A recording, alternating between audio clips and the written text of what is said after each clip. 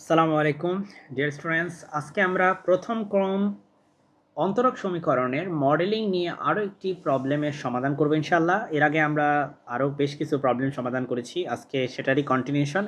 এই প্রশ্নটি কতবার পরীক্ষায় আসছে সেটা বলার অপেক্ষাই রাখে না। তো এই ধরনের প্রশ্ন খুবই ইম্পর্ট্যান্ট, যেখানে জনসংখ্যা বৃদ্ধির হার নিয়ে আলোচনা করা হয়। সো এখানে আমরা প্রথম ক্রম সমীকরণ ইউজ করব, প্রথম ক্রম অন্তরক সমীকরণ ইউজ করব। সেখানে হচ্ছে মূলত সেটার মডেলিং করার চেষ্টা করব, মানে রিয়েল লাইফ এক্সাম্পল নেওয়ার চেষ্টা করব। কোনো নির্দিষ্ট সময়ে জনসংখ্যা বৃদ্ধির হার ওই সময়ের জনসমষ্টির সমানুপাতিক। জনসংখ্যা 50 বছরের দ্বিগুণ হলে কত বছরে উহা 3 গুণ হবে? এটা হচ্ছে মূলত প্রশ্নটা, ঠিক আছে? তো আমরা প্রথমেই যেটা করব, আমরা এখানে ধরি প্রথমে, মানে টি ইকুয়াল টু যখন 0, যখন সময় শুরুই হয়নি, প্রথমে জনসংখ্যা ছিল লেটস সে এক্স জন, হ্যাঁ এক্স জন জনসংখ্যা ছিল। আর বর্তমানে জনসংখ্যা আমরা ধরি ক্যাপিটাল এন পরিমাণ আছে। বর্তমানে জনসংখ্যা ইকুয়াল টু হচ্ছে ক্যাপিটাল এন জন, ঠিক আছে? মানে টি সময়ে জনসংখ্যা হচ্ছে ক্যাপিটাল এন।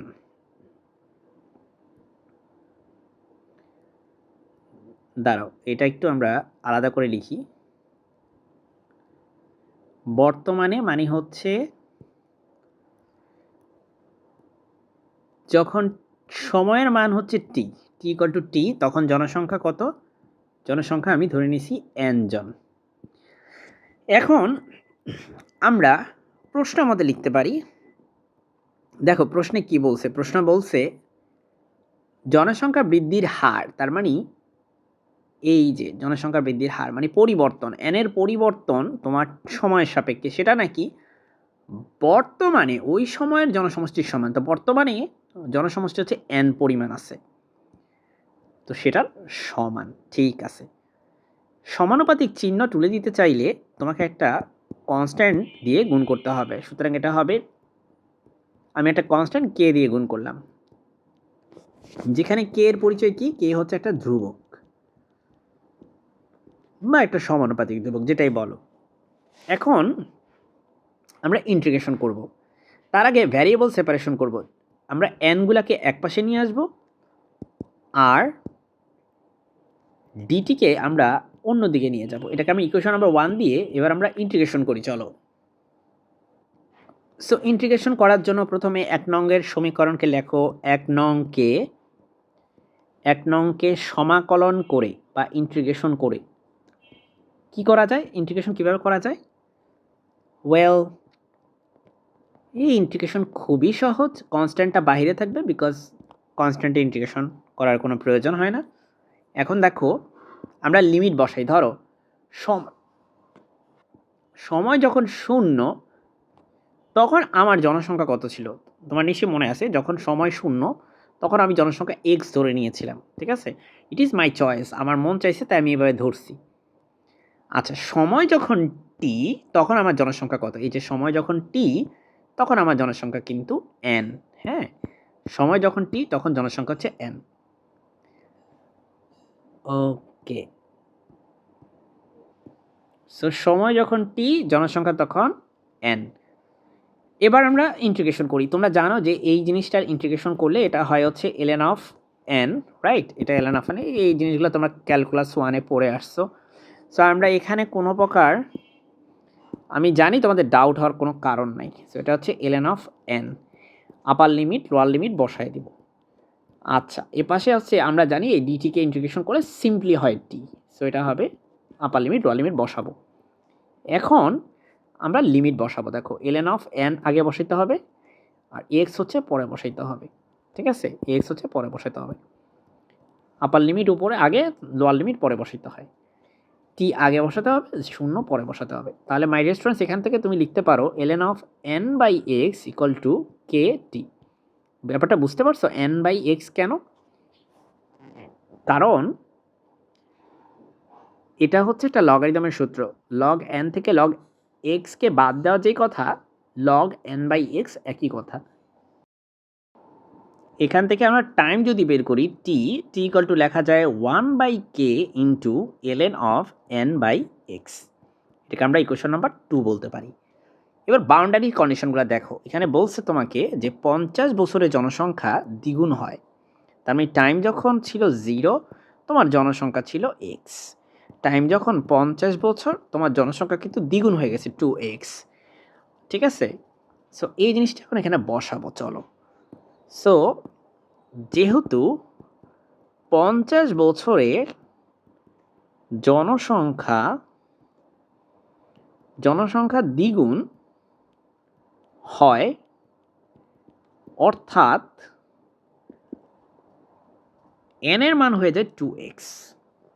তাহলে তুমি এখানে বসেই দাও 2 নং হতে কি পেলাম যে t ইকুয়াল টু হচ্ছে 1/k, ও t এর মান তো বসাইতে হবে 50, তাই না? কারণ 50 বছর লাগছে, equal to 1/k into ln of, দেখো n এর মান 2x/x, তো ভাই 2x কে x দিয়ে ভাগ করলে এখানে 2 হবে, তাহলে এটা 50 ইকুয়াল টু হচ্ছে 1/k ইন্টু ln অফ 2। এখান থেকে k ইকুয়াল টু লেখা যায় ln অফ 2/50। এটাকে আমরা একটু বক্সে বন্দি করে ফেলি।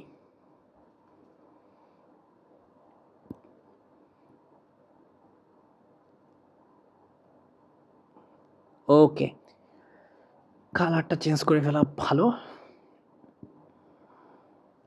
আবার এখানে দেখো তোমাকে বলছে যে কত বছরে উহা 3 গুণ হবে, মানে টাইম তোমাকে বের করতে হবে। এবার কত গুণ হবে টাইম বের করতে হবে, তোমাকে বের করতে হবে যে যদি তোমার n এর মান 3 গুণ হয়, মানে অরিজিনালি ছিল x, জনসংখ্যা এখন হয়েছে 3x। সো এখানে আমরা সেটাই করব। আবারও 2 নম্বর সমীকরণ আমরা কাজে লাগাবো। ঠিক আছে, আমরা 2 নম্বর সমীকরণকে আবারও ইউজ করব। সো আমরা এখানে লিখব যে যেহেতু কত বছরে জনসংখ্যা 3 গুণ হয় সেটা বের করতে হবে। জনসংখ্যা 3 গুণ হয় সেটা বের করতে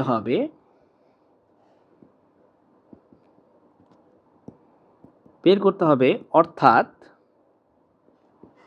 যখন n এর মান হচ্ছে তোমার 3x, তখন সময় ইকুয়াল টু কত হবে, টাইম কত হবে তখন। তো এখন আমরা 2 নম্বর সমীকরণে বসাবো। তাহলে লেখো 2 নঙ্গে আমরা দেখতে পাচ্ছি যে t ইকুয়াল টু হচ্ছে 1/k, k এর মান যেখান থেকে আমরা বসিয়ে দিব। k এর মান হচ্ছে কত, দেখো এটা কিন্তু 1/k, আর k এর মান হচ্ছে এটা, তাহলে 1/k হবে সিম্পলি এটার উল্টা। এটা উল্টা করে দিতে হবে, যেহেতু 1/k বের করবা, সেটা উল্টা করলে এটা হবে 50/ln অফ 2। আর কি আছে ভাই, আর আছে ln of n/x, ln of n এর মান হচ্ছে এখানে 3x/x। ভালো কথা, এখন কি হলো, এখানে আমরা এখন একটু ক্যালকুলেশন করব। t ইকুয়াল টু আমরা লিখতে পারি 50/ln অফ 2, আর এই জায়গায় লিখতে পারি ln অফ 3, কারণ এখানে ভাগ করলে 3 হয়। এবার একটা ক্যালকুলেটর চাপতে পারি আমরা। সো এটা হচ্ছে 79.25 বছর প্রায়, অর্থাৎ 79 বছর।